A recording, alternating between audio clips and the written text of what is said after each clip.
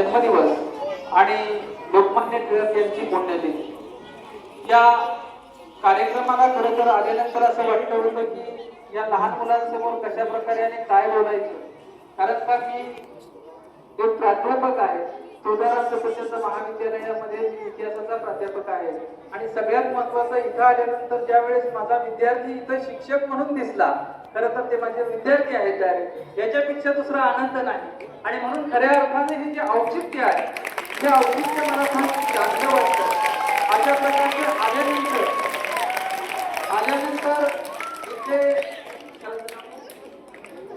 Avinash Kawade sir मला म्हटले की इथं 8वीचा वर्ग आहे, 7वीचा वर्ग आहे आणि 300 पेक्षा जास्त विद्यार्थी आहेत। खरोखरच मला वाटतं महाराष्ट्रामध्येच हे वेगळ्या प्रकारचं उदाहरण असेल अशा प्रकारचं, की इतकी संख्या आणि इतकं पद आणि इतकं मन लावून आणि जणांनी इथं काम करणारी सगळी तुमची शिक्षक मंडळी दिसल्यानंतर एक आनंद झाला। कारण शिक्षकाचं दुःख पण शिक्षकालाच कळतं आणि शिक्षकाचा आनंद हे शिक्षकालाच कळतो। त्यामुळे आपण एका पंथातले आहेत, एका जातीतले आहेत, एका घरातले आहेत, शिक्षक पंथातले आहेत। आणि म्हणून मला असं वाटलं की बोलावं, वकील साहेबांकडून मी घेतला फोन आणि मोबाईल आणि बोलायला माहिती घेतल्यानंतर खूप तुमचं काम चांगलं आहे।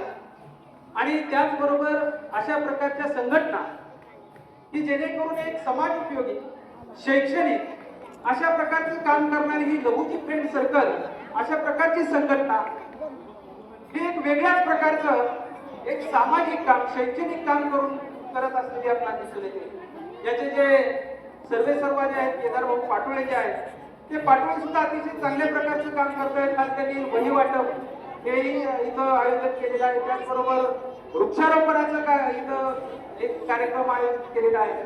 आणि याच्यामधून काय होतं तर याच्यामधून हळूहळू या लहान मुलांमध्ये संस्कार निर्माण होतात। हे जे वय असतं ते संस्कारक्षम असतं आणि ज्याच्यामध्ये संस्कार निर्माण होतात तो कधीही वाया जात नाही।